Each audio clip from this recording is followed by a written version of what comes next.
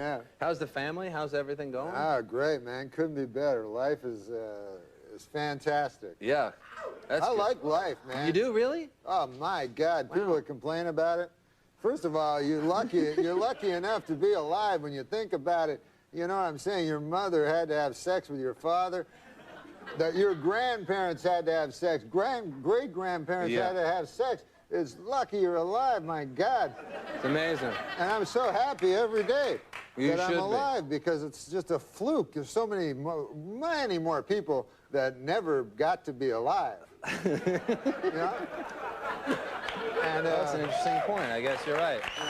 If you do the math. So when people carp about it, I'm like, man, it's the greatest gig in the world, being alive. You get to eat at Denny's, wear a hat, whatever you want. Yeah. Get haircuts.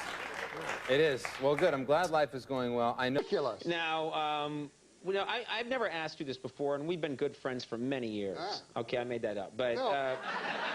We haven't? No, we're friends. We're good friends. But I don't know what your... Macdonald, is that Irish? Is that Scottish? What's your ethnic background? My ethnic background is Polish.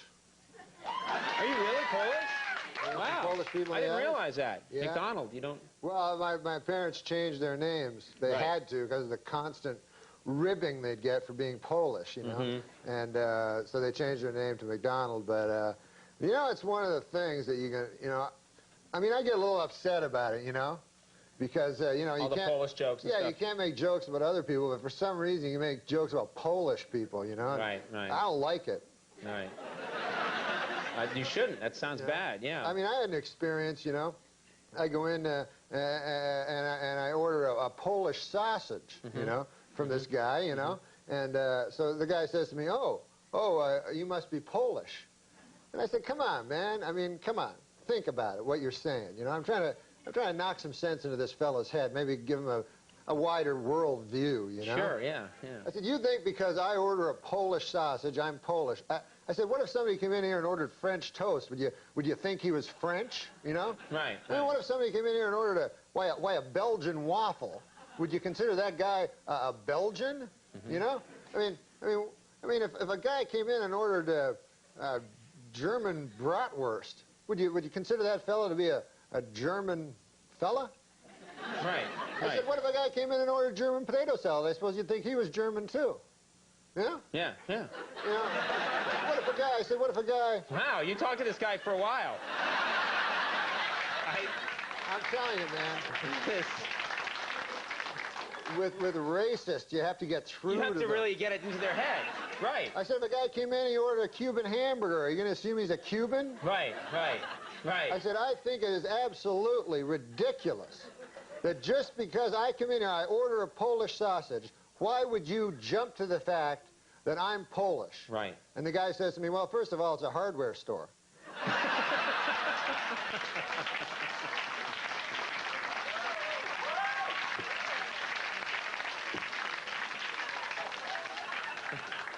And you hate Polish jokes, don't you? You just hate them. No, I think they're disgusting. Let me ask you quickly. We haven't talked to you in so long. I want to ask you about your family. My great family. I love them all. How's your... we used to talk in the old days. You and I used to spin some yarns about Uncle Hector. How's Uncle Hector? Oh, Uncle Hector. Uncle Hector... He's Polish too, I'm guessing. No, he wasn't Polish. Oh, okay. No, he was from my cousin's side of the family. And he was... he was a great man, my uncle, you know. Right. He was an old fella. He actually rode the rails during the Depression. Oh. You know, he was a hobo. Hobo. As you might call him. I don't like that term, but whatever. Tramp or whatever, Yeah, what have you. Railroad bum. But he wasn't a bum. He was just out. He was a good, honest man during the Depression searching for work, you know. And, you know, he had no money, so he'd travel the country trying to find work, and he actually rode the rails, Uncle Hector. And he told me, it was an interesting story, he'd go through, this was in Canada, and there's a town called Kitchener in Canada, and the railroad cops were tough, boy. They were tougher than the real cops, you know. They had a law of their own, the railroad cops. I feel like I should be tucked into bed listening to you.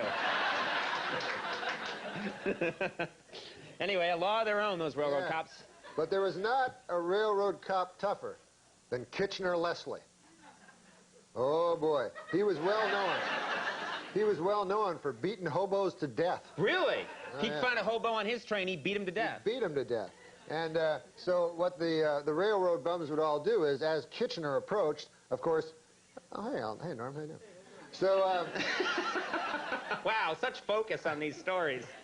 that wasn't a mirror, that was another guy. Okay, oh, it was a guy named Norm. Yeah. So the railroad bums would all hop off before they got to Kitchener, right, to avoid being beaten to death by Kitchener-Leslie. Yeah. Anyways, my Uncle Hector, a good man, you know, and he walked into a mine one day. This is a story for that I think the young people could learn from. Yeah, don't go mine hopping, kids. During the height of the Depression, where there was absolutely no work, my Uncle Hector walked into I won't say the name of the mining company. It was McIntyre Mine, and he walked in. He had his lunchbox with him and his work boots, and he said, "Sir," he said, "I want a job." And they said, "We have no jobs." He said, "Well, 500 people work here at McIntyre Mine." He goes, "I don't think there are 500 men here better than I." He says, "As a matter of fact, I don't think there are 200 men better than I." He says, I think you'd be strapped to find 100 men better than I." And by golly, he got the job. What do you think of that? That's a great story. Now, I'm sensing there's more. Now back to Kitchener-Leslie. Yeah. The most dreaded... No. Uncle Hector. What? No, you want to talk about I'm trying to help you out. No, Uncle Hector. Dad, where's this story going? Uncle Hector worked in a mine, and it's a hellish job, the mine, as you well know. You know, darkness, you know. It's dank, it's... dank. Yeah. It's coaly. It's a lot of... What? Well, you're in a coal mine. It's not coaly, it's coal-ridden. It's coal-infested. It's not coaly. It's coal-infested. So he worked in the mine, and by God, he worked hard. And after a week of working hard, he said to the shift manager, he said, "By golly, I'd like to have a lady. I work hard, and where would I find a lady here in town?" Well, they said to Uncle Hector, they says, we have sex with animals here. By God, says Uncle Hector, I'm not going to do that. I'm a normal fella. Well, then be to your own devices then. So, be to your own devices? Yeah. Wow. Uncle Hector continued working in the mine. He worked hard, and he worked long, and he worked for a low wage. But he was a man.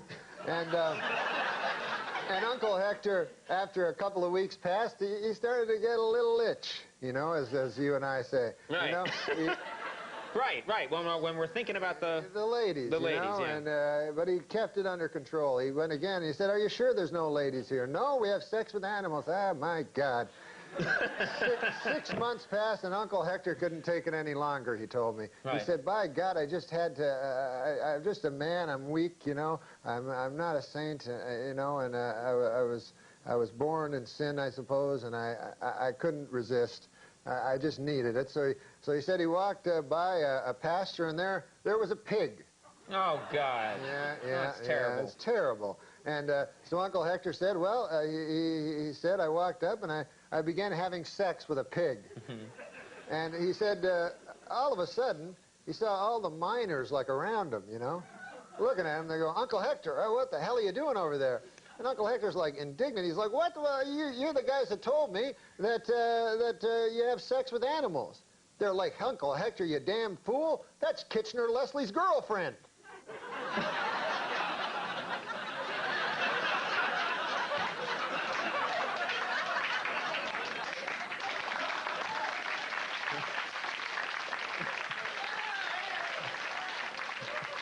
Of all the animals. All the animals to have sex with.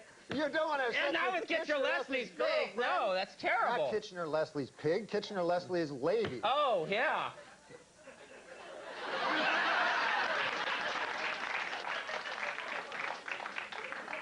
You tell quite a yarn, man. Well, I had shorter ones, but... There's no other guest tonight. That pretty much... I have one other funny anecdote, and it's very short. I don't think we can. 8th and Broadway.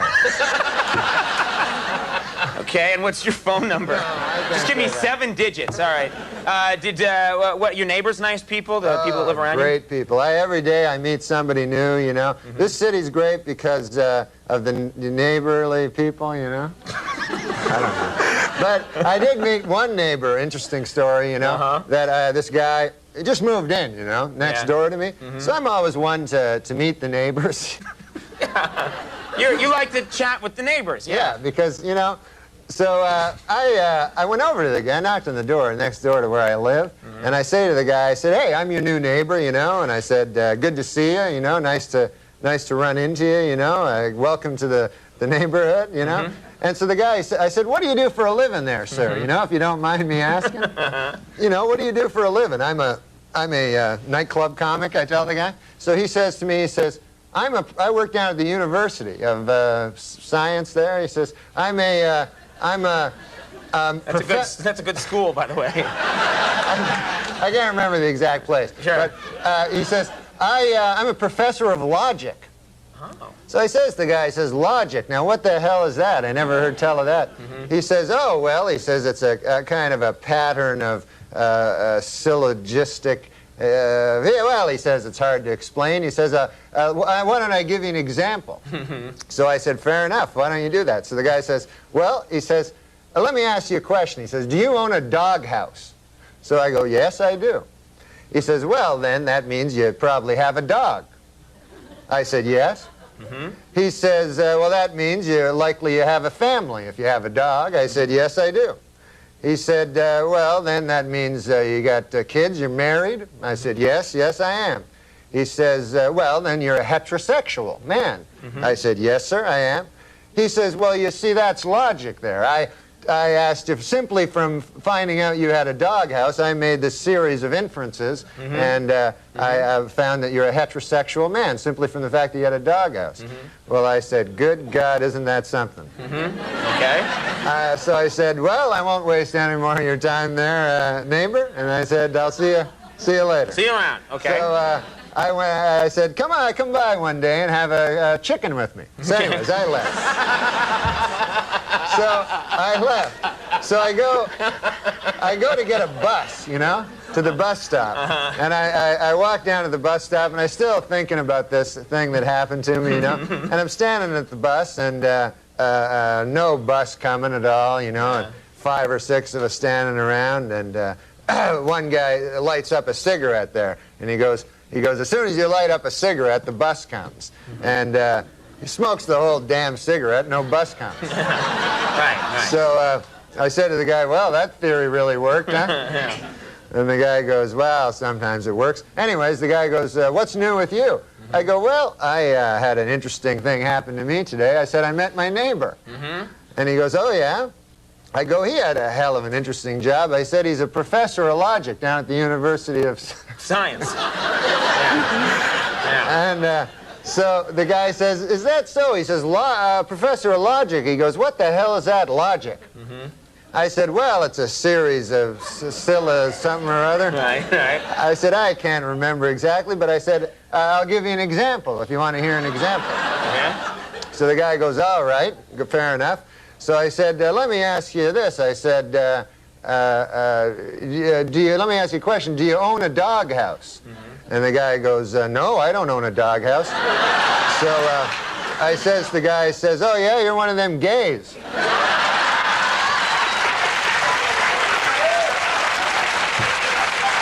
And it worked, right?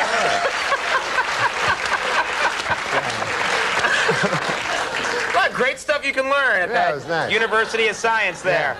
And then the guy, get this. Get this. There's more. This gay guy invites me to have a chicken at his place. That's some kind of euphemism. Watch out. All right. Saturday Night Live. It's one coming up on October 19th. You guys got Bill Pullman and New Edition. That's going to be a good show. That's going to be great. That's going to rock and roll. Oh. All right. Norm Macdonald, God dang, one of my favorite guests. Thank you for coming. Norm Macdonald, everybody. Steve Buscemi. The Connells are coming up. We'll be selling that I love Arnold Schwarzenegger. You love Arnold Schwarzenegger? I can already see him turning the state around. And I thought it was very unfair when people said that he wasn't qualified for the office, you know, because they said, you know, because he's a movie star, you know, an action hero, you know, that shouldn't qualify him to be governor of California. But what they don't remember is, and maybe I'm wrong with this, but wasn't he at one point in his life Mr. Universe? That's right. Well, yeah, you bring up a cogent point. I mean, this is a tiny state on a globe in the Milky Way. Right. Right, just to, to see the big picture. Exactly, yeah. Ridiculous. You know, you're a smart fella. You should think about running for office with that. Well, I do feel that one day I might do that. In all humility, I think that I might have some ideas, you know. Really? Yeah. But you know, I'm not ready yet. I think you have to prepare for these things. Yeah. So I started weightlifting. You're working out. You look good, I guess. Yeah, I got my abs. Yeah, are those abs? Are they supposed to stick out like that? I thought the abs went in. I didn't realize. So your abs are so powerful, they're actually coming forward. Wow, that's amazing. And they're hairy. Your hairy abs. Yeah, I don't want to see it. But I don't even know what I'm supposed to do when I get the abs, really. Do you just show them to people? Did you injure yourself? Did you? You know, I worked out, man. I went to this trainer. He was a personal trainer. Yeah. And this guy, man, I don't know if you've ever lifted weights. You look like you have, you know? Yeah, I did.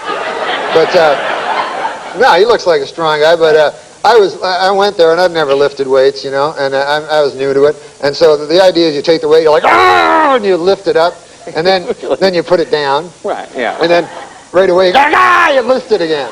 And you put it down. And you do this 20 times, and then the weight's where it was when it started, you know. And then... so you don't really gain anything. You gain, the weight is the same place, and your muscles hurt, you're all sore and everything. And very repetitious, you know. It's the same problem I have with sex. I know it's too much of the same. Too much of the same, yeah. You can't get into it. And so then this character, my trainer, finally after 2 weeks of like lifting these crazy amounts of weights, I go, geez, I think I finally, it's getting a little easier. He goes, I'll put more weight on it. I go, what? And I'm like, oh, it's the same thing again. Just a never-ending cycle. I know. Did you hurt yourself? Did you slip a disc or something? Like in sex, if you finally figure that out, it's not like they bring a heavier lady in. Right. I guess that's true. Get a bigger girl? I'd like to take a break. More with Norm right after this. Bringing a heavier lady. He anchors the Weekend Update on Saturday Night Live, and he has recently quit the nasty habit of smoking. Norm Macdonald. Norm!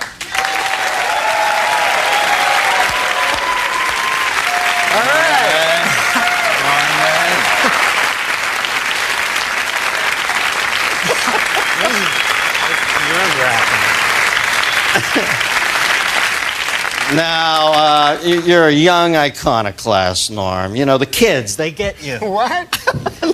I was going to wear a suit, and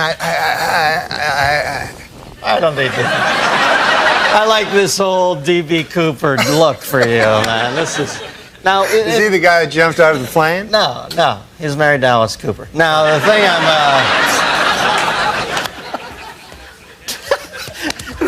remember you wrote for my first talk show? Yeah, you gave me my first And I used job. to come in the room, and you and Drake Sather had no lights on. It was like some fucking Anton LaVey Satan cult in there, and you guys used to turn out the sickest jokes ever, and everybody was always smoking. Then I see you on Saturday Night Live during the opening credits, and one of the things I like about you is you're completely unfiltered on that show. You'll say anything, and I saw in the picture you had a cigarette in your mouth. I thought, this guy just doesn't give a shit. So I asked you to come on. I find out you pussed out on me and quit smoking. What is that all about? No, because it's bad for you. They have these fucking things on the side. You have to read the fine print where it says, it's bad. Now, when did you first start smoking? I started smoking when I was a kid, like when I was, I think I was like 14, and I thought, I'll look really cool, like if I start smoking, because I didn't get along with anybody. So I started smoking. Wouldn't you know it, I did look cool. Oh, of a sudden, all these broads like me and everything. Not broads, but ladies, girls, women. And it was hard, though, man, because I was guilty about it all the time I smoked, because I always thought, I always knew it was bad for me, Like, even though some guys will say that it's good because their uncle lived long or something and he smoked, and they'll go, hey, what about, that old guy, Bert Mustin, what about that guy, And then he just because he lived long, that doesn't mean anything, right? That's just one guy. You can't, just because Bert Mustin lived long, you're all of a sudden... You did your master's thesis on this, didn't you? Now, did people bother you a lot when you're smoking? Were people pissed off when... Yeah, people don't like when you smoke, They're bothered, like... I gotta admit, though, secondhand smoke is bad. Like, I don't like... When I smoked, I didn't like secondhand smoke. Yeah. I like that first-hand smoke, because you get to suck it right out of the cigarette, And the secondhand... Any fucking thing that's already been ingested by someone is not as good, You know what I mean? Like a pork sandwich is delicious, but after a digested pork sandwich, that's fucking shit.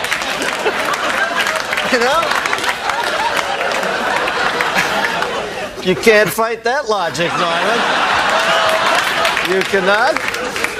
Do you think advertising brings kids to smoking? There's a lot of fight with the Joe Camel thing. Do you think they really? Yeah, definitely they got it. Because the thing is this. The advertisers, they got to go after kids because they're not going to get adults. Like, there's not going to be a 50-year-old guy going, hey, I should start smoking. That goddamn Camel. Look at him. They got to get little children. Joe Camel. Yeah. That's a frightening-looking beast. He looks like a cock. I didn't make this up. And I know you don't mind first-hand cock, but... You don't know that. Don't say that. I know how this stuff happens, man. Because a buddy of mine worked on Saturday Night Live, and he said he was a fag once, as a joke. And then he said everybody comes up to him and saying, are you a fag? Gay man, I mean? Show about smoking. They thought you meant the British word for cigarette. All right. Exactly. Can I bum a fag? That's what they say in England. Where else? All right. Think about Joe Camel looking like a cock, Dennis. I lost my train of thought. Thanks for bringing me back. This is what I've noticed. He doesn't even look like a fucking camel. He looks so much like a cock. Because you know how it's usually subliminal? Yeah. Where you have to find the cock, right? This character, you have to find the goddamn camel.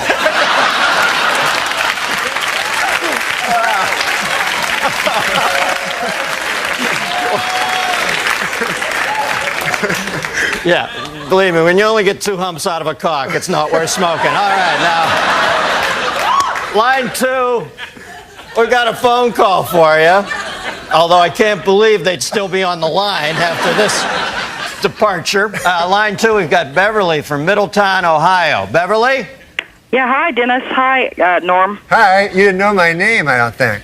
Yes, I did. I watched Saturday night. Did you like it? Yeah. I liked it when Dennis was on it. Yeah, I did too. I watch Dennis every Friday. Get out of here. You're great at that, man. You're great at this. You know why? Because you don't give a shit about Dennis. You know what I mean? It's like the best thing you can do. Whenever I'd go on, they'd go, what's it like following Chevy? And I like Chevy. He makes me laugh. What the fuck do I think about Chevy? I'm trying to make a living here. Right, you know what I mean? Yeah. When I see you, I know you're thinking the same thing. Like, screw Dennis. I'm killing. Okay. Anyway, go ahead. What's your question? Okay, since nicotine is such an addictive drug, do you think someday you'll have to have a prescription to buy a pack of cigarettes? Well, you know, they always bring up the Constitution and talk about how we should still have the right to a militia and all that. But let's face facts, this country was built on tobacco growers. So, you know, if you're going to start changing...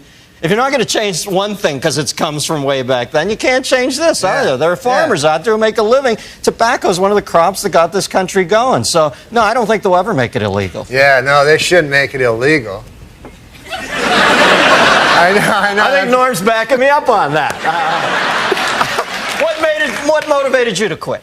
Well, I guess, I read this thing about how it was like a phallic symbol, and that my doctor went in. He said, you probably have an oral fixation, which you know what that means. Let's not kid ourselves, right? So that's why I always smoke like cigarettes instead of cigars, because if I'm going to have I like a little white thin cock, you know? Are we back to cocks again? I go away to Ohio, Middletown, the center of the universe, to take a nice clean call, and then I space out. I'm thinking, I can't listen to Norm for a second. I got to get a time cue here. I come back, and you're talking about having a thin white cock in your... I don't have a thin white cock. In my cock, you mean? No. In my mouth. No, you misunderstand. What I'm saying is this. I'm just saying don't make the mistake of thinking I fucking listen to you. I just want to make it clear about that cock thing. I was just saying, if I ever was gay, if they suddenly made it mandatory or something, then I would choose the smallest cock, and I would like a guy that came fast. I don't know. I thought the subject was cocks. No, cocks is next week. I'm sorry. Does that answer your question? Yes, it does. Norm Macdonald, ladies and gentlemen. I got a good news. Stick around. Luckily, we have the good taste to bring tonight's guest back. Every season, he is as uncensored a wit as they come. His new sitcom, The Norm Show, is on ABC Wednesdays at 9:30. Please welcome George Wendt, ladies and gentlemen. They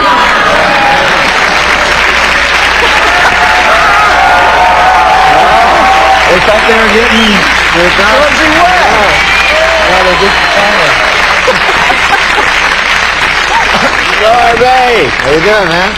How are you? I'm all right. How's it going? Year in, year out, my favorite guest. Oh, you're a good man. Because you have no inner barometer of how far to go. Well, no, because it's HBO. I like to be dirty, you know, and it's fun. You know what you are? You're like a profane child. That's how I think of you, because you always say, I like to be dirty.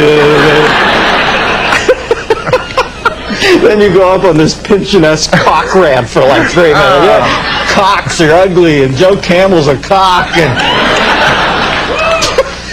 you're always shuffling your feet. What are you nervous about? You're a star, for Christ's sake. How's that sitcom world? Is that hell, or do you like that over there?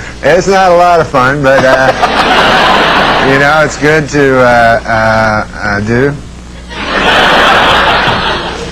No, it's not on Olmeyer's. Has Olmeyer sent you a congratulatory telegram, or what word am I looking for there? Olmeyer, I haven't heard any missive, I think. Who's the Olmeyer at your network? This lady, Jamie Tarsus. Does she think you're funny? Yeah. Olmeyer's not even there anymore, isn't it? Isn't one of his last official duties to whack you? Yeah, he took off, and they got this other guy, I think it's maybe Sammy Sosa. Scott Sassa. Scott Sassa.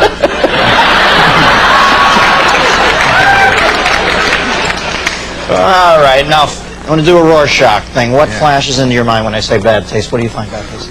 Well, there was this performance art guy, I remember in New York, that his whole big thing was he'd take a picture of our Lord and Savior Jesus Christ of Nazareth, and then... Oh, that's Jesus Christ. Yeah. And then his whole act is he'd piss on it with his cock. Wow, you know, at least he showed respect. He could have pissed with his, what, arm?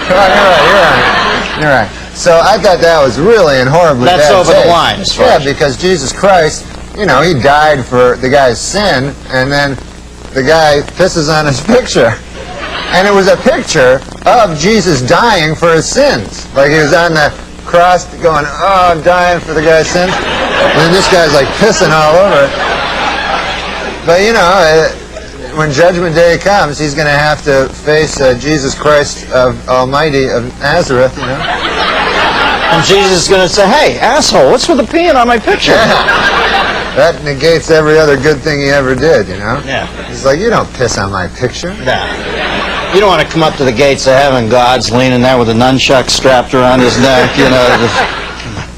How do you go, I'll have some performance art for you while the fucking devil shoves some coal up your ass.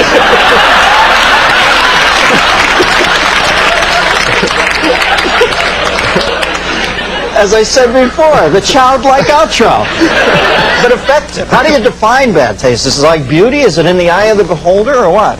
Yeah, it kind of is. You know, it depends on what people. Some people like get all upset over certain words, like they think that like girls all the time, man. When I'm talking to them, like if I go, hey, how about you and I, like fuck, you know, and then the girl always goes like, I don't fuck, I make love. I make love, and I go, I don't care, whatever you want to call, as long as my dirty cock's involved, you know, I don't care. I'm not gonna get in a semantic argument. You know, you can call it making a grilled cheese sandwich as long as there's a lot of me doing that kind of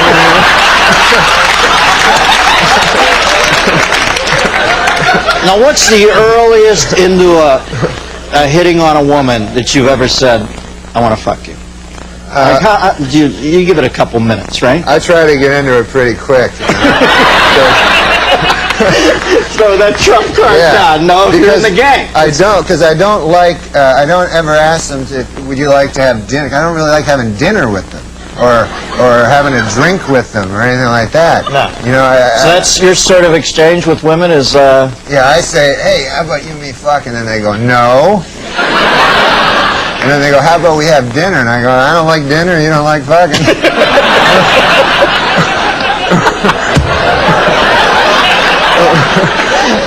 So it's a pretty basic thing you have with women. Kind of a basic exchange. I'm not good with it. Now, Norm, have you ever done anything in your long and storied career that you consider specifically to be in bad taste as you look back on it? Maybe at the time you thought it was a good play, but you look back on it and you think that was in bad taste. Well, sometimes, like in stand-up, I'll do jokes that like one time I was doing this thing in San Francisco, and they were all gay people in the audience. They told me, so I figured I'd do San Francisco? Yeah. No.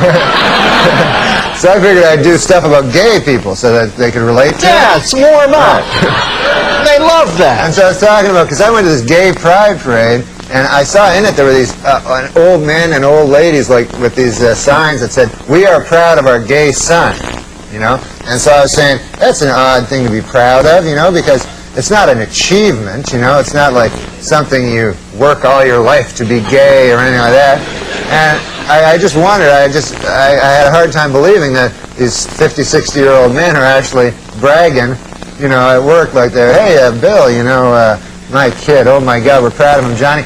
He graduated from Harvard, you know, first in his class, you know what I mean? Now he's articling over at a law firm, and, oh yeah, he loves cock. You know? This kid,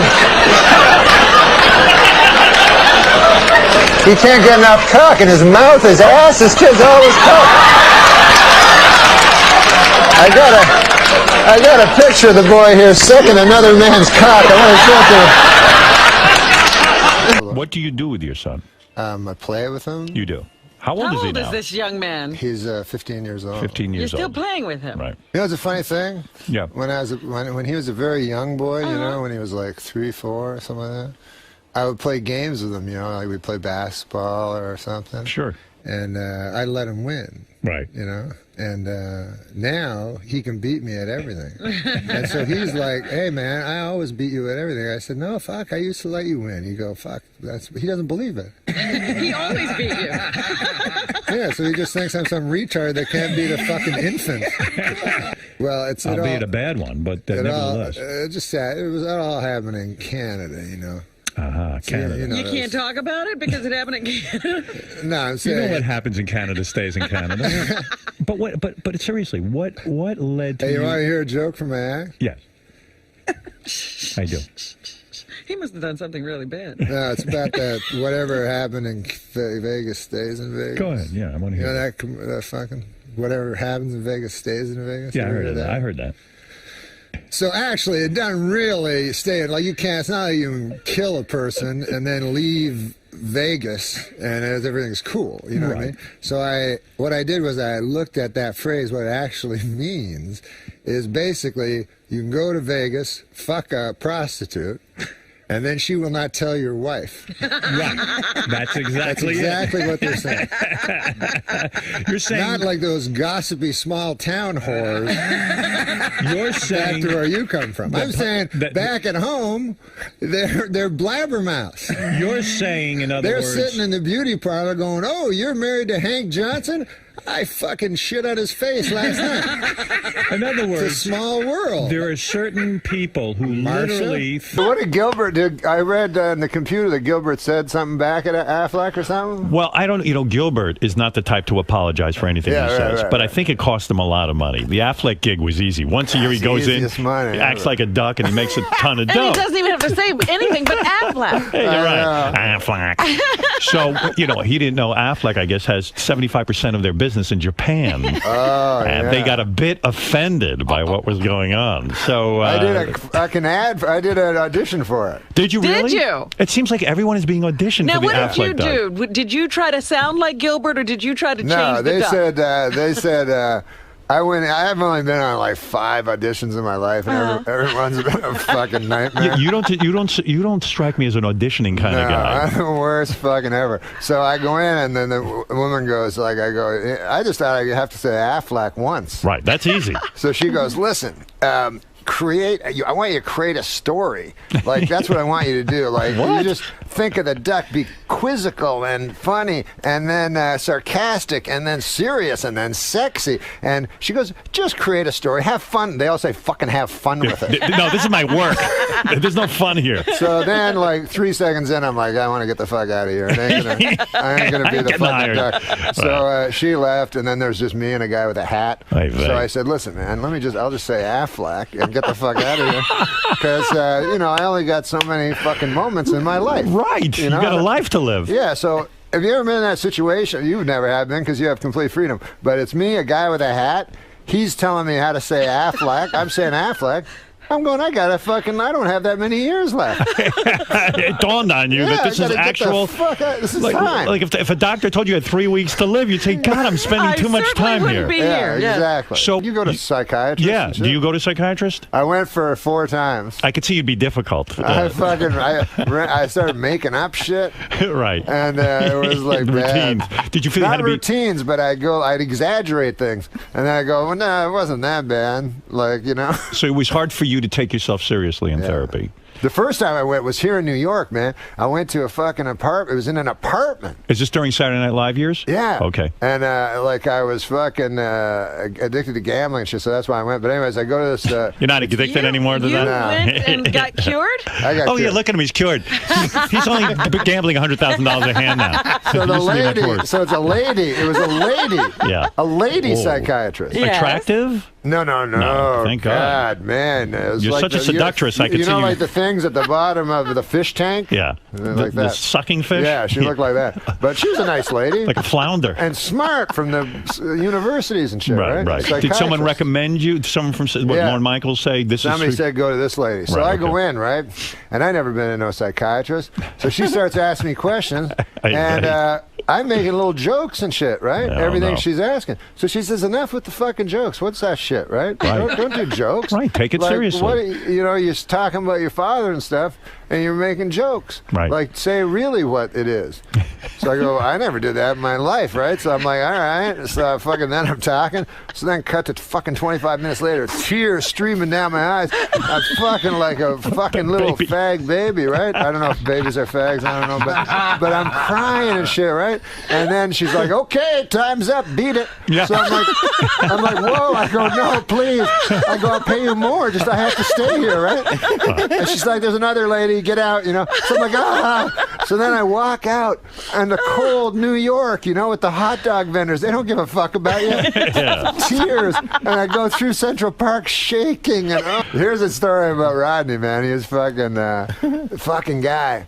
kept doing coke and shit, even when, you get scared at some point. You stop doing drugs. Yeah. Right. Most humans. Not him. This fucker, 80, whatever he was, doing all kinds of shit. Saga told me the story, right? So he's in the hospital, and he's got a fucking brain tumor that's going to cause a heart attack, all this crazy shit, right? Right. So everybody's worried about him.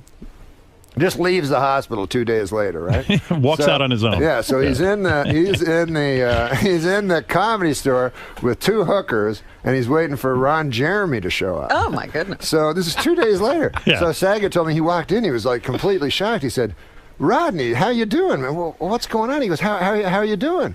And Rodney goes, "How am I doing?" He goes, "I'm sitting here with 2 whores waiting for a guy who can suck his own dick. How you doing?" Still very quick. Yeah. He was a genuine character. I know guys who went into meetings with him about a movie. Yeah. He'd show up late in a bathrobe with his balls hanging out. Yeah. And like legendary stories of it. You talk about not giving a fuck. You worship that. You want to be that guy who doesn't give a fuck, right? I met Rodney, man, when I was fucking. I made the worst mistake ever, which I was in the fucking hotel, and I loved Rodney and shit. I didn't know him, and I was coming down in the casino. I was coming down the fucking elevator, and Rodney was in the elevator. I'm like, oh my God, it's Rodney. I gotta say something to him. So anyways, I'd worked on some stupid fucking thing with this director who said he worked with Rodney. Yeah. So I used that as a thing, right? So I go, "Hey, Rodney," I go, "we have a common friend." He goes, "Who's that?" I go, "Paul Johnson." He goes, "That cocksucker." He goes, "That fucker's no friend," and there's a full elevator. "That fucker's no friend of mine. You tell him he can suck my dick." I'm like, "Oh, I'm not his friend. I'm not his friend." And you hear these stories that Rodney was sort of a bitter guy because he made it late in life and all that. But yet he was a sweet guy because he helped everybody. I mean, he did something for me that I'll never forget. Like I appeared on the Tonight Show with Jay Leno back when I would work with that scumbag. Yeah. I'm just fucking. He's a great guy. Anyway, but anyway, I went on the Tonight Show and Rodney called me at my house. Now I didn't know Rodney. He just says, "Hey, Howard. I just want to tell you, when I used to do shows, no one ever called me. No one ever said I did good. I knew what you were doing up there. You were great. You were doing a great job." Cool. And I was like, wow, Rodney Dangerous. I mean, because he's the guy. If he thinks you did okay, I must have done okay. Yeah. So what a tremendous, nice thing to do for somebody. Unbelievable. Well, I met him on Saturday Night Live because he came and did, when I did Update, he came and did some jokes on his 75th birthday. So we have to do dress first at 8:30 and then at 11:30 the show, Right. So he comes and he's like, "Hey, Norm, I got to fucking talk to you, So I go in and I'm like, "Mr. Dangerfield, it's great to meet you." That's the first time I ever met him. He goes, "Listen, man." He goes, "What the fuck, man? Why am I doing it at 8:30? I know my fucking jokes. I'll just come back at 11:30.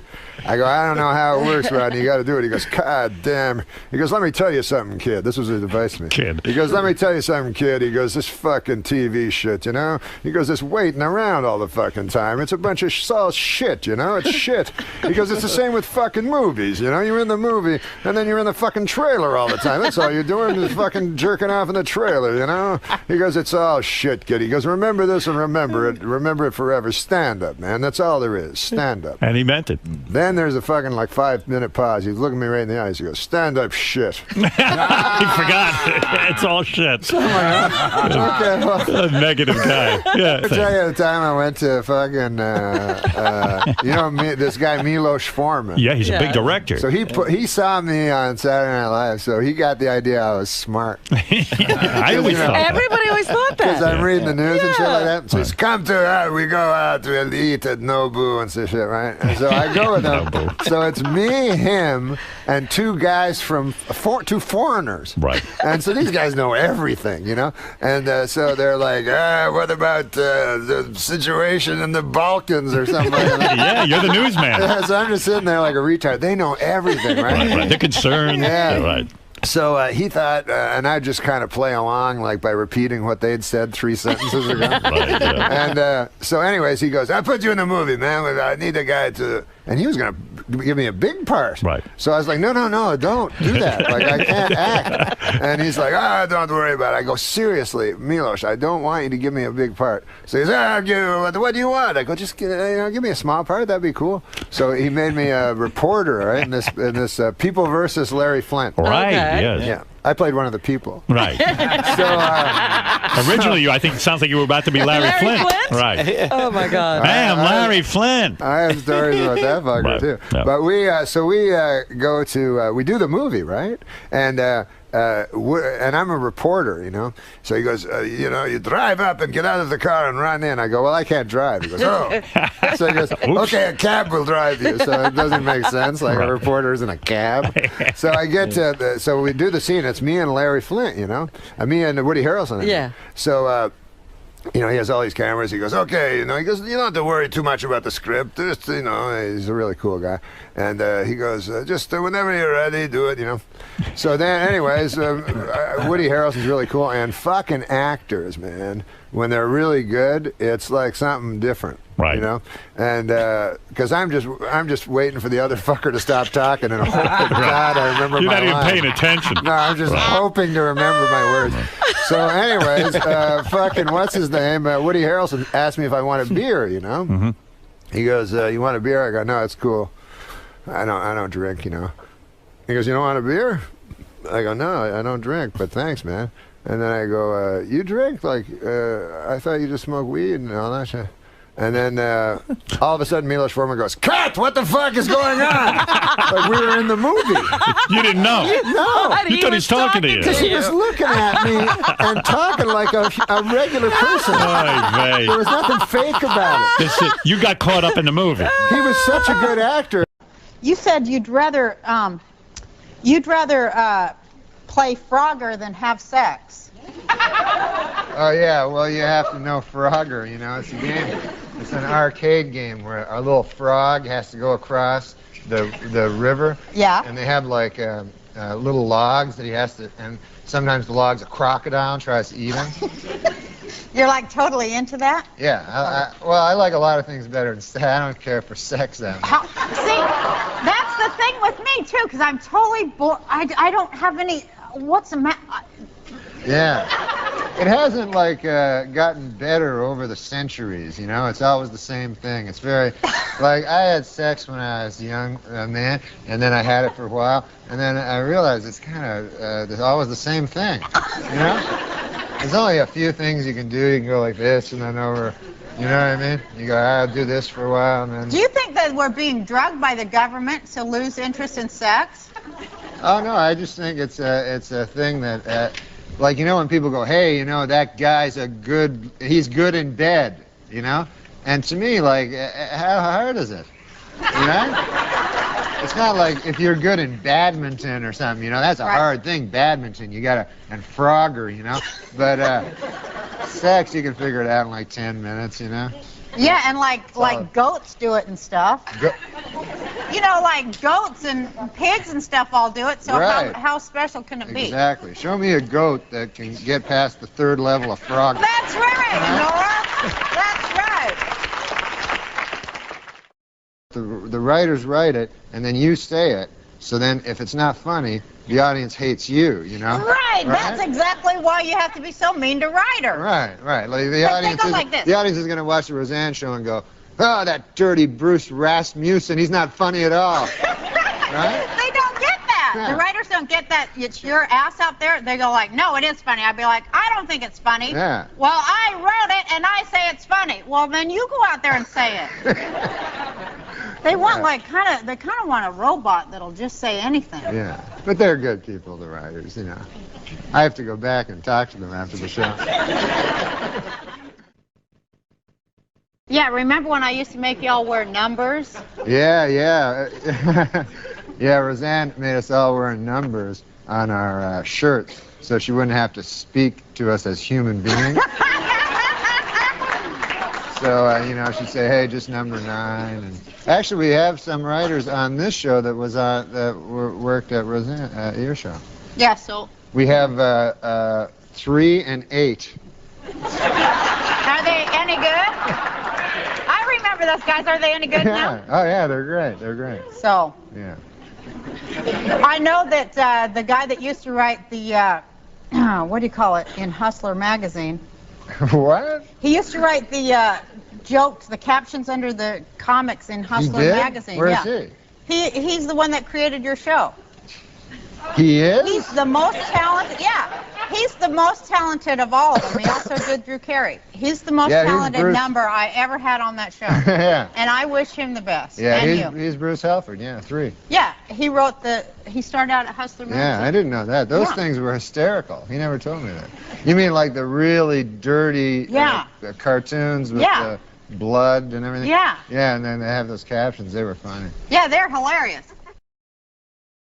That one time I had a psychiatrist. Yeah. Like, and because they told me I should go see a psychiatrist. I didn't want to go see one or anything like that. But so I go to see this dude, the psychiatrist, and I'm talking to the guy, and I couldn't think of any problems or anything that I had. You know, I was just like, guy I'm working with is kind of a troublemaker, you know, and the boss is always. So I'm just like, nothing to say, and the guy's like sitting there, you know. So then I go to the guy twice, right? And then I'm reading the paper. The guy kills himself. Really? Yeah, he killed himself. And then I was reading his horrible life, like he was on all these drugs, and he was one of those guys that like to hang themselves there to have sex, and all this weird stuff. Anyway. Oh, my God! Yeah. And then I just kept thinking, good God, like the last week of his life, he was listening to my boring problems, you know? He's all troubled, and I'm going, anyways, the guy, you know, I don't think he respects me, my boss, you know? That's kind of, did like that, how deeply did that frighten you? When you read it in the paper that he killed himself. Yeah, I don't like hearing about guys killing themselves. That's really scary, isn't it? Yeah. Especially a psychiatrist, you figure they got it all going on in their head, right? Yeah. And then, like, when you find out they're crazier than you. Yeah. I don't like that. Because I don't like those psychiatrists, too. I'm always afraid, like, that, you know, they get you under their spell there. Yeah, and then, they do. And then you don't have anybody else. You only trust the guy. Yeah. And then, of course, first thing he does is have sex with you. That's right. Yeah, the first, it's like a cult. It's a horrifying cult, I think. Same with hypnotists. Like, I always think if a hypnotist is going to hypnotize you, he should say right before, I promise I will not have sex with you, you know, while you're under, because, you know, I want to give up smoking, but at the same time. I brought some pizza. Oh, boy. Oh, I love this pizza. Yeah, it's pizza. Dairy pizza. Oh, my God, look it. It's kosher pizza. It's so good, too. Because you're Jewish. That's right. I just want to be able to eat pepperoni that's made out of veal or something. I love that. You'll go to hell. What, if I eat pepperoni with pork? Yeah, because you're Jewish. Will that make me go to hell? Yeah, isn't that the whole idea? Go to hell? No, I'm Christian. I can eat any kind of pizza and not go to hell.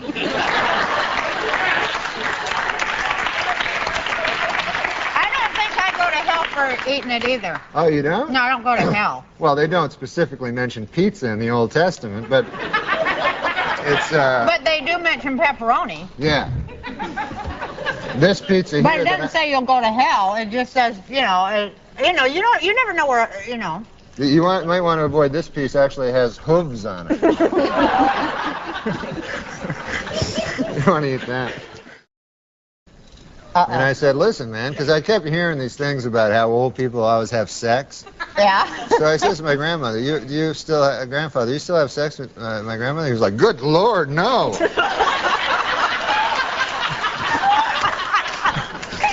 And then he was explaining it to me. He was like, because in his own head, he thinks he's like a young dude. Yeah. You know? And so he says, like, when you get old, it's not like all of a sudden your taste change where you go, hey, that wrinkly old lady looks good. He told you that? Yeah. Wow.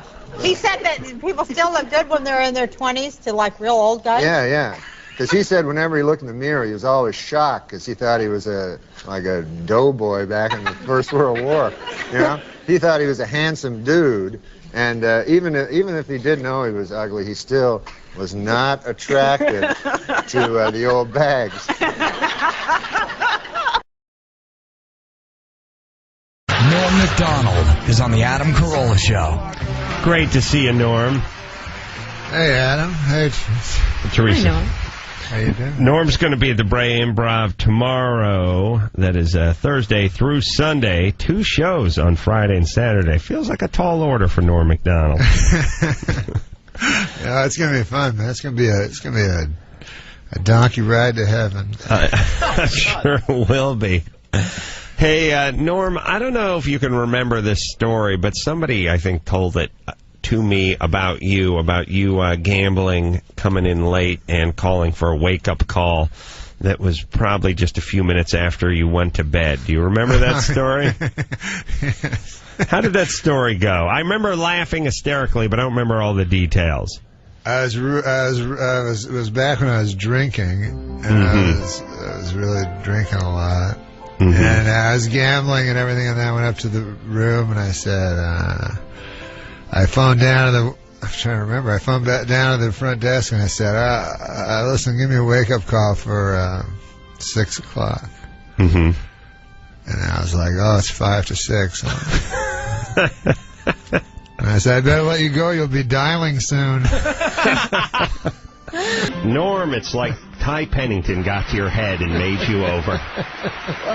The last time I saw you, you had a gray beard. Oh, yeah. You really... Why did you say I was sober? I don't drink. Wow. You don't drink? I don't drink and I don't do drugs, but it's an odd Really? thing. Yeah, I don't do anything. Hold on, You've never been a drinker? Oh, I have in the past when I was a young boy, but I get scared, like, you know, when you're young, do anything, you know what I'm saying? Right. Because you don't think you're going to die, so when I was young, people just hand me pills, I'd eat them, and then I got older, and I was like, God damn, man, I'm going to die, I'm not going to do nothing. Right. So, but you still gamble. That's a vice, right? It's a vice, but it's not life-threatening in any way. Right, unless your bookie kills you. Right. It's quality of life-threatening, arguably. I'll tell you something, bookies don't really kill you. They don't. They want their money back. They want to make a deal. Norm, I had a bookie take all my money, and because I won so much, and then my buddy's like, oh, man, you got to break his leg and stuff, right? And I'm like, what? I'm already out all this money. I'm not going to... Yeah, you won a bet. What was it, like $100,000 or something? Yeah, and it just didn't pay off. Now, what were you betting on? Were you betting on football? What was football mostly, yeah. But it became crazy where it was like basketball every single day. So, Norm, you have not had a drink in how long? Well, first of all, I'm not an alcoholic. That's so I don't count the first thing alcoholics say. No, alcoholics count the days. They know how long it's been. So sometimes I'll go to a party, a guy will go, hey, what do you want to drink? I go, just give me a water. And then they'll go, are you alcoholic? And I'm like, no, man, you're the guys that are drinking. Right. You know, I want a water. And they go, oh, yeah, no, we understand. So you don't... All right, I'll drink. So you don't... I'll get drunk out of my mind and barf all over myself if it'll take away the stigma of being an alcoholic. But I knew a friend, man, that some guys can get any women they want, you know? And I'm sure you know that type, you know. It's not like they're incredibly handsome or anything, but just somehow they have something about them. And my buddy Bill, this guy could get any lady. I'm telling you, literally had sex with a different woman every night. I asked him, I said, what's your secret, you know? He said, I'm a serial rapist. Stop. Did you say that on The View the other day when you were on The View? I didn't go on The View. They don't want me on there. I thought you were on The View. No, they don't like me anymore. Why won't they have you? Well, one time they wanted me to go on The View, right? So I was like up all night, like for a long time, because I was in my gambling days and stuff like that. And so the guy kept phoning me, the producer of The View, you know? Yeah, and, Bill Geddes. Yeah, that's the guy. Yeah. And so he kept having ideas, like funny ideas I could do, you know? Right. Like they have those guys. You know? Right. So here's a funny idea. Let's not talk about rape. Like ideas like that. Is that bad? No, it's fine with me. It's just funny. It strikes me with Norm and with me sometimes. You talk to producers about funny ideas maybe you shouldn't be doing. Oh, they do that. More do nots than do's. Yeah, they do that. They go, hey, don't swear on The View like you're going to swear. Like right. That retarded. Here's an idea for your segment. Don't use the N-word. Yeah. Well, what happened? How did you end up offending? So anyways, the guy kept following me with these crazy ideas. He'd go like, hey, why don't you come out with like a red wig on? And I'm like, why would I do that? And he goes, the gals are teasing Barbara about her new hair tint. I'm like, yeah, that seems all right? Because I'm trying to be nice. I have a hard time saying no, So yeah, maybe. He goes, and then so finally I go, I'll think of something, So and I'm at a poker table the whole time talking to him, and, because I used to play for like 72 hours straight, and so he keeps phone. He's like, I got it, man. He's like, you carry out a cell phone onto the show, right? And then he goes, halfway during the show, your cell phone rings, and it's your agent, Morty, So you pick it up, you're like, hey, man, I'm on The View. This is no time to talk here, Morty. He goes, Morty's not on the line. You just pretend, Right. This is a terrible time, Morty. I'm on the TV, So I go, oh, yeah, that sounds good, with no intention of really doing it. Right. Now, what time did you go to bed that night? I didn't go to bed, so I'm driving to the stupid View, right? And I go, I had this story about Cosby, so I go, I'll do that story about meeting Bill Cosby, So I show up, and they put makeup on. I go, what are you going to talk about? I go, I'm cool, man. Just tell them, do you ever meet Bill Cosby? So as I'm walking in, the producer, unbeknownst to me, slips the cell phone in, He goes, remember our bit? And I go, yeah. You got out of the red wig, though. Yeah, I know. I didn't have to do that. This is got to be a long story. But what happened was, it's good, though. I went on to The View. And, they're supposed to just talk to you. Now, this was when, this was a long time, but this was when President Bush was, he wasn't the president, he was running for the presidency. Right? Right. So I don't know nothing about politics. Right. But Ben Stein had called me, and he said that, Ben Stein? So, like, when Clinton came, like, there was, like, 10,000, like, Streisand and Schwarzenegger, everybody, showed up. And then when Bush showed up, it was just me and Ben Stein. He used to be a speechwriter for Nixon. Yeah, that is a very sobering homecoming for Bush. Just Norm Macdonald and Ben Stein at the airport. Good God.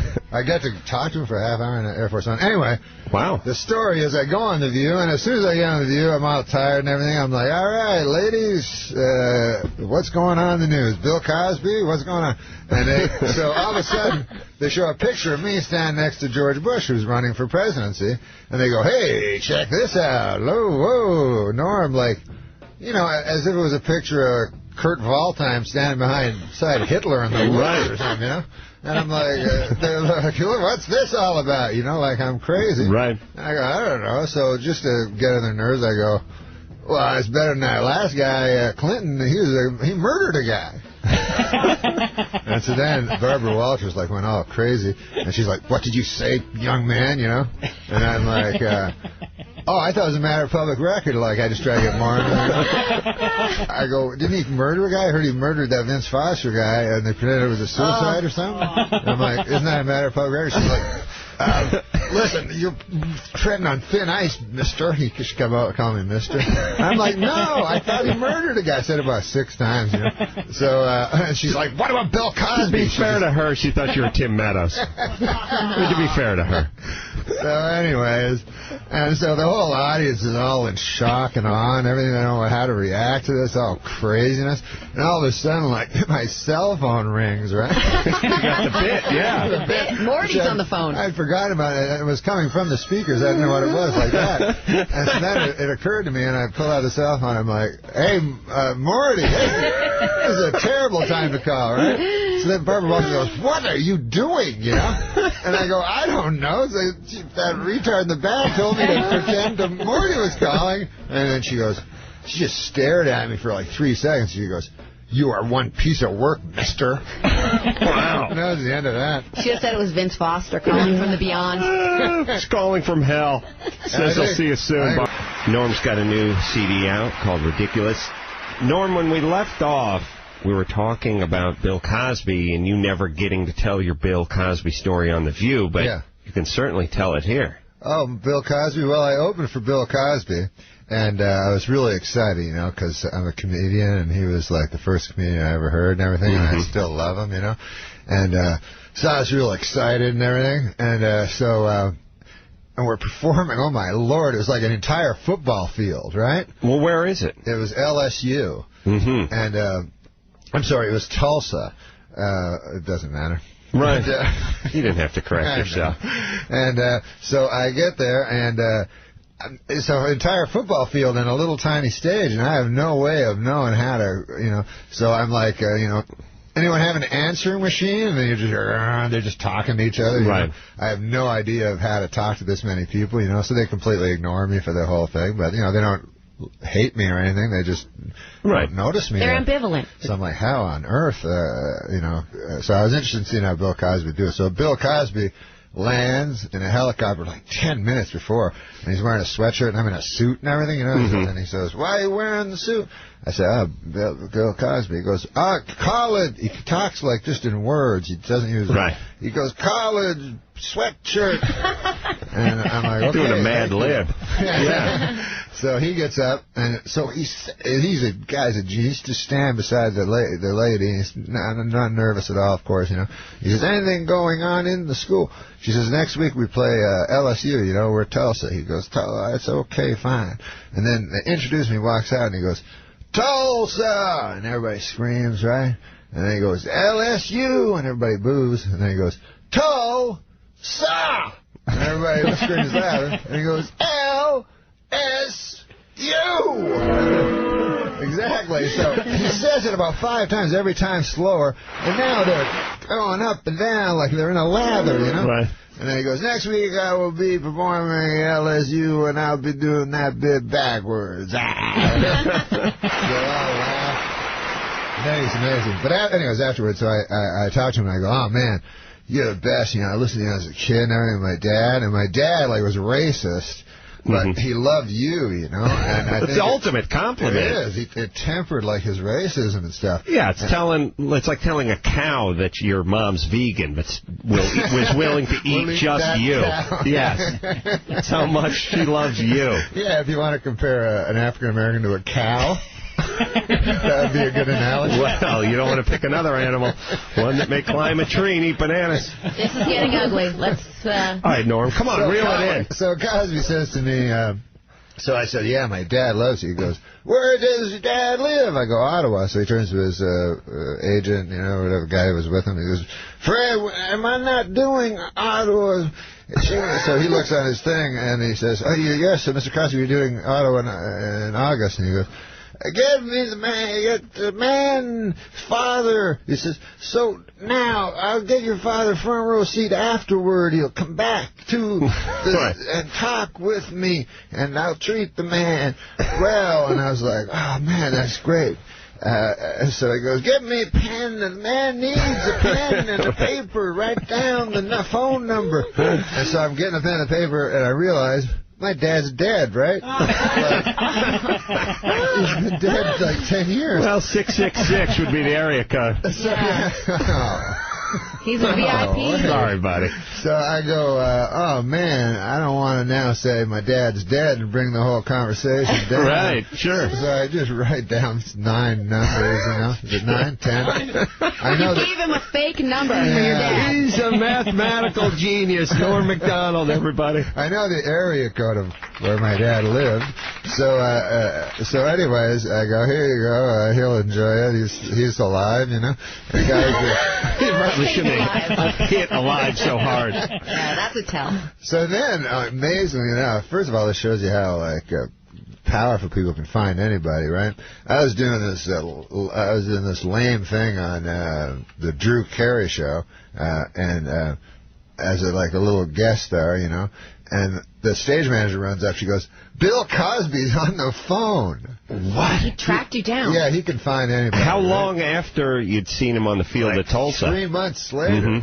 So I get on the phone, and it's Bill Cosby. He's like, I found the number. The man is not, it's different than the father. The man is different. And I phoned twice I phoned the same man. And so I'm like, keep lying. I go, I'm sure that's his number. I don't know what to do. Norm, couldn't he have died in the interim? You could have said he just died. Oh, man, that's savvy. That's fast. That was fast. The more you know. How to lie to Bill Cosby. So anyways, I did actually tell that story, and I was at Saturday Night Live. I told that story on a talk show, and the next day, man, I went into my office at Saturday Night Live, and there was about 600, flowers, whole big things of flowers. The office was, packed with flowers. It was so, crazy, and finally, on one of the little flowers, there was a little note, and it said, I'm sorry to be the one to tell you, but your father has long since died, Bill Cosby. Wow. So he was funny. He went to all that trouble to make a joke. Wow, what a guy. Seems like a great guy. Sweet man. Well, I'd be a bad pimp. Like, you be my girl. All right. You two be my girls. Yeah. All right. I'll you be want to turn? You want? Okay, listen, girls, I got to talk to you. Yeah. Okay? Hey, hey, Sir Magic Norm. Listen, I don't like... you guys have had attitude against me. Well, I just feel like you've been taking a lot of our money. A lot of you have not been paying me. What? Huh? You know I have the knife. I know you guys have never seen it. But I'm the ones that found you at the bus stop and let you sleep on my couch. Yeah, that wasn't much of an upgrade. Especially with your constant raping. Futon. Yeah. Listen, I've had a good night of that was sleep. part of the deal. I thought that was the unspoken... But anyways, I want some of the money. Look, it doesn't have to be 90-10. I don't know. I understand the 90-10 was a little usurious on my part. But have a 50-50. You get to sleep here. Cheryl, what do you think? I don't think so. I don't know. I really have a knife. The cost of living for prostitutes I'm starting to think you guys don't believe I have the knife. I haven't seen your knife. But you've heard stories. Well, only from you. That I cut that girl? That's a true story. I wasn't making that up. I talked to Cindy. Oh, you know you met Cindy? Yeah, she said she's you never... a liar. She said you never cut her. She's a liar. She got in a car accident. That's where the scar came from. Yeah, she said you talked about the knife all the time, but she get never a knife. saw the knife. I could buy That's a what knife. she said you said to her. Yeah, I could buy a knife easy. I know people. Well, now you got to buy a knife? I know people. Hold on. You said you had a knife. You have a knife, but it's in a catalog? I know people that could get me a knife illegally. Well, that couldn't even be traced. I'd stab you. you. But it's like me saying I have a swimming pool, but it's at someone else's condo. What, you used to be afraid of me. I'm not. Well, you don't even have a knife. You just said you could buy a knife. You used to be so afraid of me when I threatened you. You said you'd beat me with a car antenna, but you don't even have a car. You drive a Geo Metro. That's not a pimp car. You want to go to a bad guy? I thought you were badass. I've never hurt you. But listen, I've protected you from everybody. Stepfather beat me, and I've protected you. Haven't I protected you? Except for the two times. Except for the 2 times. All right. And those guys were big. All right, but you promised to beat me, and that's why I was attracted to you, because of the history I have with my stepfather. I know. And the physical abuse. I get uncomfortable, but I push you. Yeah, I don't treat you nice. You pulling lint off my sweater's not a push. I said the other night that your lasagna was undercooked. Yeah, I know, but so I gave you, and then that's because I gave you a middle piece. When I gave you an end piece, you said it was delectable. And that thing you do where you lick your finger to wipe the stains off our faces, we don't like that. Yeah, we don't like the smudge thing. I've become too close. Look, we didn't get into this not to be beaten or threatened or to keep 90% of our booty. How often do I mention the knife?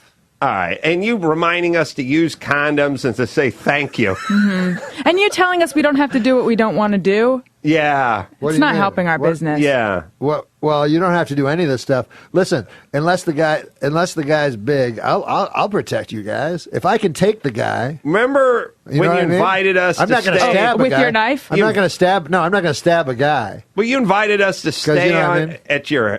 Sometimes he's just doing weird stuff, but it's not that weird. But let me say this. You working out of your mom's house is awkward for both of us, okay? Yeah. And sure, she's a delight, and she makes a great and rum nobody's pudding. Mentioned anything, right? This is a complete secret. Well, your mom, I mean, look, let's first off, you wearing Dockers and flip-flops is no outfit for a pimp. We're going to have to get you, made over. You drive a Geo Metro. You keep threatening your pimp hand, but you never laid a hand on either one of us. You're not verbally abusive. You're not physically abusive. I laid, by the way, the first 2 nights I spent on your mom's sofa. I slept with no underpants on, presenting. I wasn't raped once. You came by 2 times. You offered me milk when you went to the kitchen, and then another time you offered me postum. I don't even know what that is. You're just a bad pimp. Thank you. The bad scene. pimp. Scene. You know, Zuckerberg says he's only eating his own meat that he kills now. Have you read that? With his bare hands. Yeah. Zuckerberg? The kid's a monster. He tries to do one thing to alter his modern lifestyle every year. And this year he says he's only going to eat meat that he's actually killed. And I was wondering, what are you adhering to lately? I'm a vegetarian, a strict vegetarian. No, have you done that? Well, I eat chicken.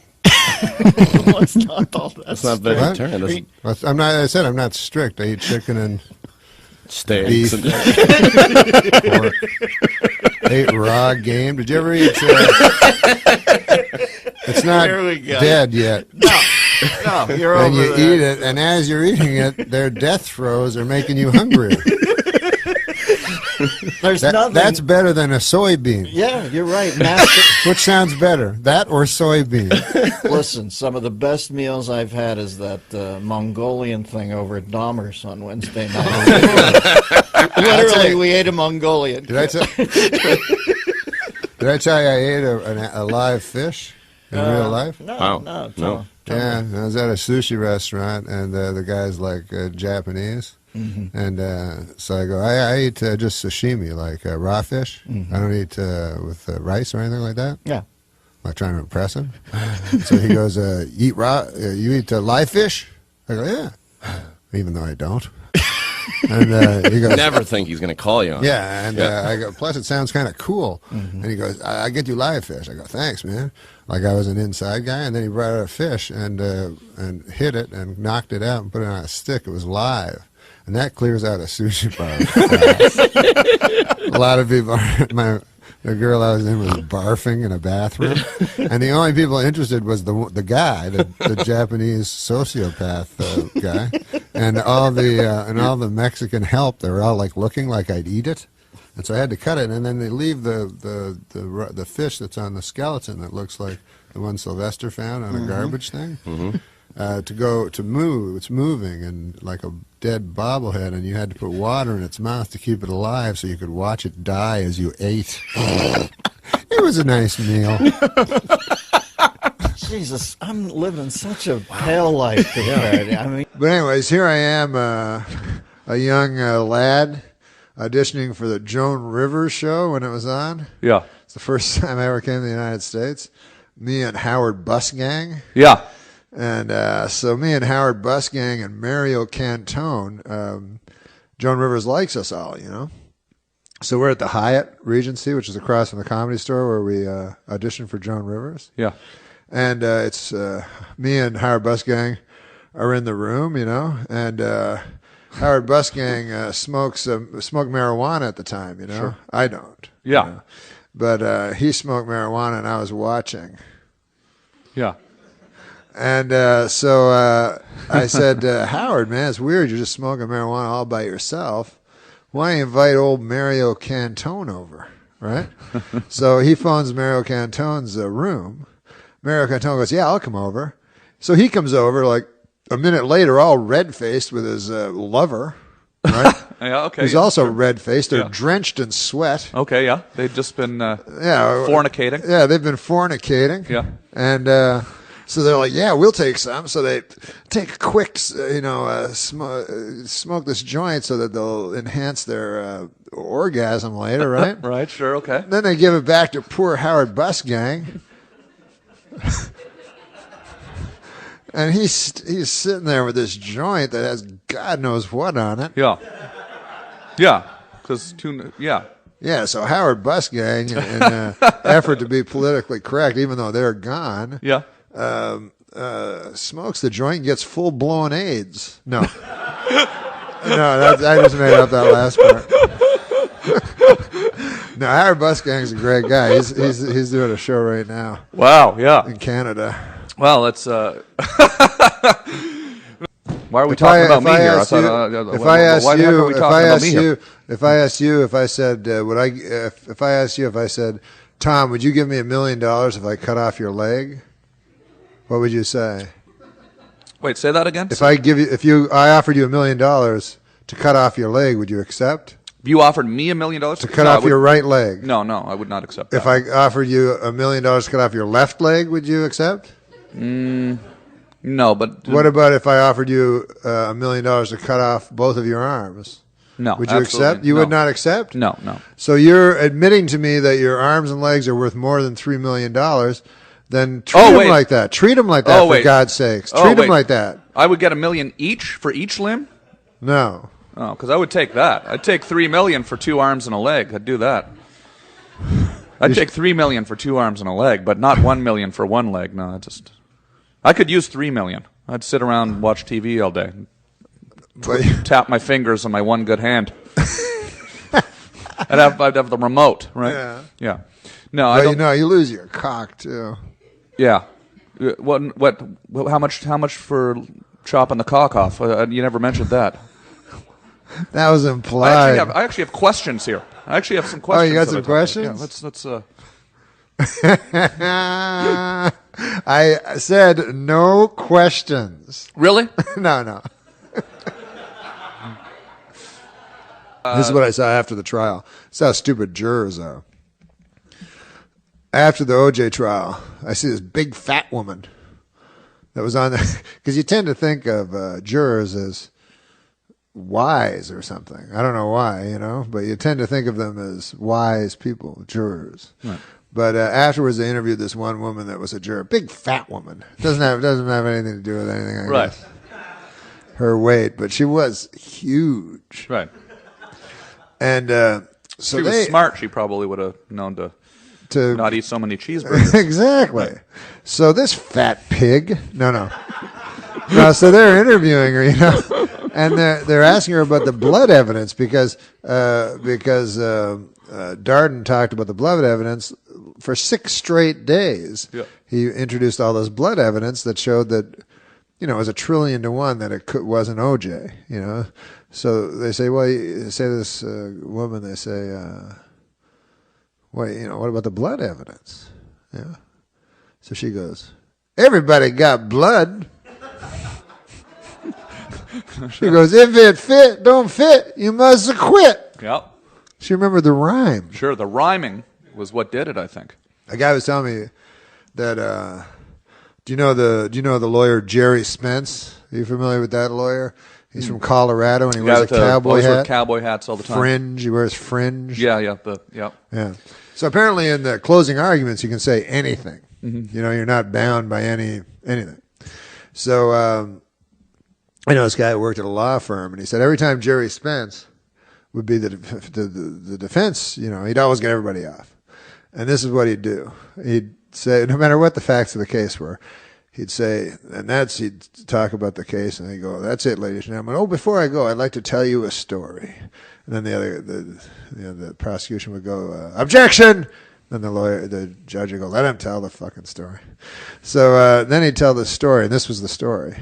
He would go, ladies and gentlemen of the jury, I'd like to tell you a story about a young boy, a precocious young boy, that went up to a very wise old man. And the boy held in his hand a bird. And he said to the wise old man, he said, you are the wisest man that I know. I have a bird in my hand, and I'm going to give you a puzzle. If you say A, you can say A or you can say B. If you say A, I will let the bird go, or I will crush the bird. If you say B, I will let the bird go, or I will crush the bird. What do you say, old man?